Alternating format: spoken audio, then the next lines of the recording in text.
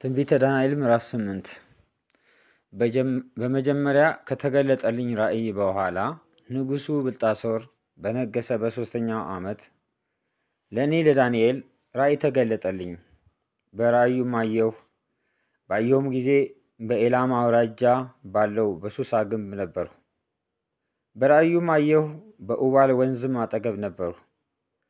ዓይኔን አንስቼ አየሁ፣ እነሆም 2 ቀንዶች የነበሩት አንድ አውራ በግ በወንዙ ፊት ቆሞ ነበር። 2ቱም ቀንዶች ከፍ ከፍ ይሉ ነበር። አንዱ ግን ከሁለተኛው ከፍ ያለ ነበረ። ታላቁም ወደ ኋላው ወጥቶ ነበር። አውራውም በግ ወደ ምዕራብ፣ ወደ ሰሜንም ወደ ደቡብም በቀንዱ ሲጎሽም አየሁ። አራዊትም ሁሉ ይቋቋሙት ዘንድ አልቻሉም። ከእጁም የሚያድን አልነበረም። እንደ ፈቃዱም አደረገ፣ ራሱንም ታላቅ አደረገ።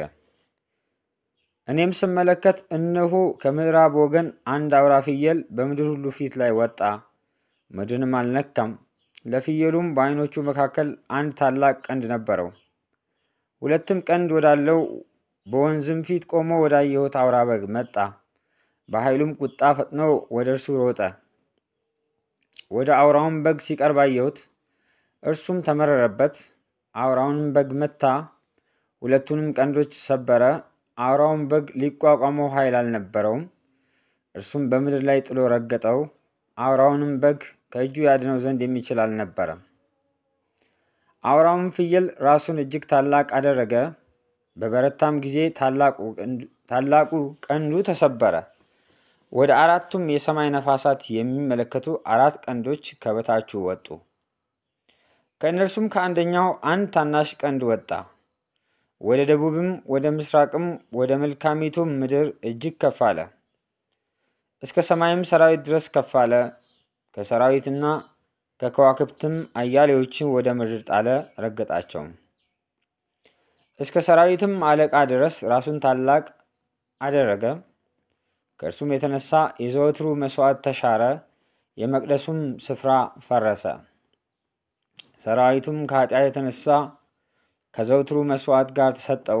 እርሱም እውነትን ወደ ምድሩ ጣለ፣ አደረገም፣ ተከናወነም። ከቅዱሳኑም አንዱ ሲናገር ሰማሁ። ለተናገረው ለቅዱሱም ሁለተኛው ቅዱስ፣ ስለ ዘወትሩ መስዋዕት መቅደሱና ሰራዊቱም ይረገጡ ዘንድ ስለሚሰጥና ስለሚያጠፋ ኃጢአት የሆነው ራእይ እስከ መቼ ይሆናል አለው። እርሱም እስከ 2300 ማታና ጠዋት ድረስ ነው። ከዚያም በኋላ መቅደሱ ይነጻል አለኝ። እኔም ዳንኤል ራእዩን ባየሁ ጊዜ ማስተዋሉን ፈለግሁ። እነሆም የሰው ምስያ በፊቴ ቆሞ ነበር። በኡባልም ወንዝ መካከል ገብርኤል ሆይ ራእዩን ለዚህ ሰው አስታውቆ ብሎ የሚጮኸውን የሰውን ድምፅ ሰማሁ። እኔም ወደ ቆምሁበት ቀረበ። በመጣም ጊዜ ፈርቼ በግንባሬ ተደፋሁ። እርሱም የሰው ልጅ ሆይ ራእዩ ለፍጻሜ ዘመን እንደሆነ አስተውል አለኝ። ሲናገረኝም ደንግጬ በምድር ላይ በግንባሬ ተደፋሁ። እርሱም ዳሰሰኝ፣ ቀጥ አድርጎም አቆመኝ። እንዲህም አለኝ፣ እነሆ በመቅሰፍቱ በመጨረሻ ዘመን የሚሆነውን አስታውቅሃለሁ። ይህ ለተወሰነው ለፍጻሜ ዘመን ነውና።